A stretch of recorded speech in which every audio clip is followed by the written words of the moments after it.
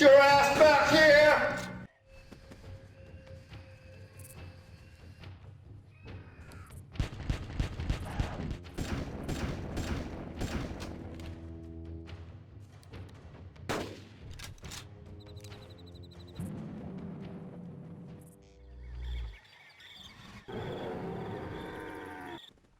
Carnivores 1 and 2 are games about hunting dinosaurs. The games were released in the 1990s by a series of Ukrainian devs known as Action Forms, Carn 1 in 1998 and Carn 2 in 1999. Notably, they also created games like Chasm Timer and Vivisector. So yes, we are dealing with some high quality Slavjank today. Two other Carnivores games would come out later, Ice Age and Cityscape. Ice Age was actually planned to be a part of this video at some point, but I could not get it to run on my computer. And for Cityscape, well, it's just a completely different beast from the rest, and therefore I believe it should have its own video. Alan.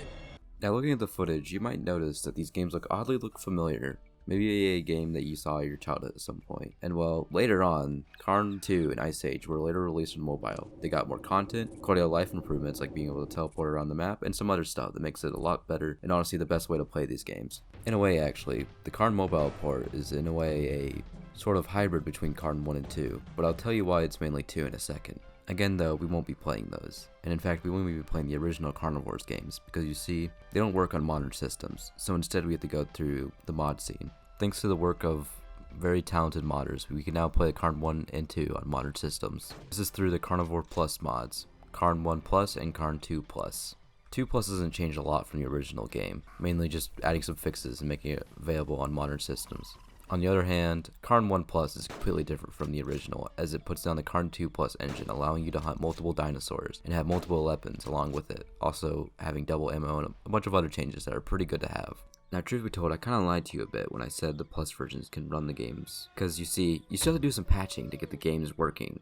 Firstly, we have to download the things, and lucky for you, I left down links in the description to where you can download them. Once you're done downloading and extracting them, all you have to do is go to Properties, go to Compatibility Settings, and for both of them, enable Windows 98 compatibility. Once you do that, you can finally click on the EXEs and play the games. Once you're in game, you might want to check your settings a bit and adjust them to the ones I'm showing. The main thing is you want direct sound and direct 3D enabled. If you for whatever reason do not like those settings, I recommend experimenting with some of the others and seeing if they can work for you. If for whatever reason you experience some corruption or other issue, I recommend trying to reinstall your game or seeing what you're using to run the game. Finally, once in game, you can do the command set resolution 1920 by 1080 to get widescreen and 1080p in the game. Unfortunately, you have to do this for every single hunt, but hey, that's a pretty good compromise to play Slavjank in 1080p. If you want to try to get into modding or just play a mod, then I recommend looking at Sarian's videos to get started. With all of that settled, we can finally get into the game.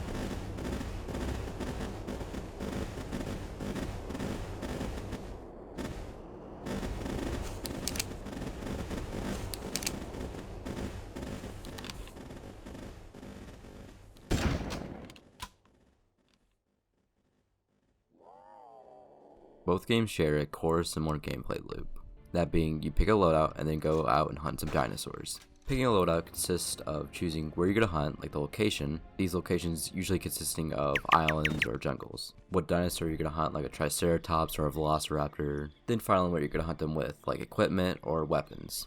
Now due to the death of the Russian ruble, hunters have determined to use a point system. The particular point of points is to be a currency that you can use to get better weapons or dinosaurs in the game. You gain points by hunting dinosaurs, and the amount you get is dependent on several factors. On one hand, a radar might reduce the amount of points you get, while on the other, a tranquilizer will increase the points. So you might initially begin hunting without tranquilizers and just using the radar and camo. Once you familiarize yourself with the dinosaur, you might want to switch out some of that equipment and enable tranquilizers to get more points. Notably, stronger weapons do not mean you get less points, and harder maps do not mean you get more points. meaning your central progression is mainly through the weapons and dinosaurs, as the best way to get more points is to hunt harder and harder dinosaurs. Hunts might initially begin hunting small herbivores or even some small carnivores, but at the end you'll be hunting ginormous creatures like the Tyrannosaurus Rex and among some others. If these games do anything right, it's that they ooze with atmosphere, most in part to the effects, graphics, and details spread throughout levels. For example, in some lower regions you might find fog, or when looking at the sun you might feel a bit of a lens flare effect added to it.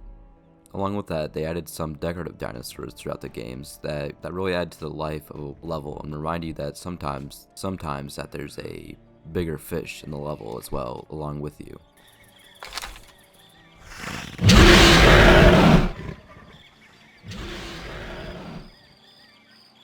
Looking at the model of these dinosaurs, you can tell that the game shows its age there, along with the just general graphics and everything. But it's not bad by any means, it's just, you can clearly tell it's dated. Overall though, these details really help add to the world and how truly desolate you feel among the dinosaurs. Speaking of them, we should get into the gameplay of the hunts. What you'll be doing for most of the game is either using the calls or radar to hunt down dinosaurs. My gang stalkers will be well familiar with this gameplay.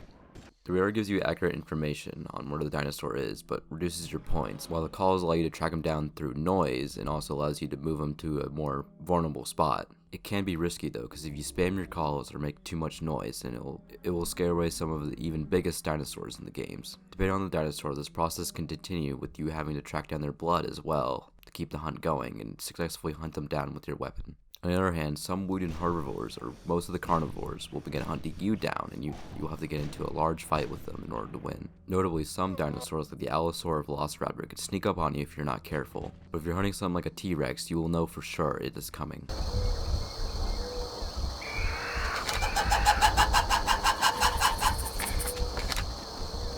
I feel as though this repetitive cycle of hunting can get boring, which early on can feel like it sometimes. However, with the progression system, it never gets stale due to the constant unlocking of new weapons and dinosaurs to play around with. Notably, Card 1 is interesting in this regard, as you also have to unlock your equipment as well in order to continue. Now, another thing you unlock is levels throughout these games. Levels are large and usually consist of islands, peninsulas, or other areas that usually have a strong tropic to subtropic theme. When I say these levels are massive, I mean it. They can be absolutely massive at times, sometimes too much to handle. You might find yourself wandering on end trying to find a single dinosaur or restarting when you realize none of them are nearby you and will take forever to get to. Despite this, it can be fun at times to explore these levels and look for what little story this game has.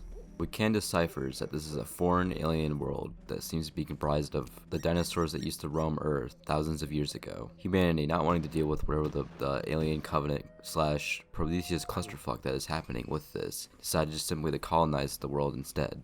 Due to the hostile life, these colonization efforts fail, and instead the world is turned into a hunting reserve for the Dinocorp Corporation. The corporation actually makes you sign a waiver at the beginning of the game that you agree to the risk and dangers involved at hunting on the foreign world. And I mean, I wonder what happens if you decline it. Oh. Anyways, the story in this game is not much, but it adds a bit of complexity to an overall simple game. With all of that settled, I must say these are great games to play. They are very janky at their core, but the gameplay is fun, and they're free, so if you have a PC, I might as well give them a shot. Along with that, there's the mobile port, and I mean, y'all have phones, right? If for whatever reason you had to pick between one of them, I would highly recommend trying out Carn 2, as it's basically Carnivores 1, but with some extra content. Carn 1 is still a good game, but it does not have the improvements Carnivores 2 has, which is why I do not recommend it as much as Carnivores 2. Again, I highly recommend you try these games out and look into their very well developed modding scene. This concludes the video, and if you enjoyed it, I hope you like and subscribe and stay tuned for more content. And remember, it's out there. I turned around and on the ground was this creature. 5 feet behind me.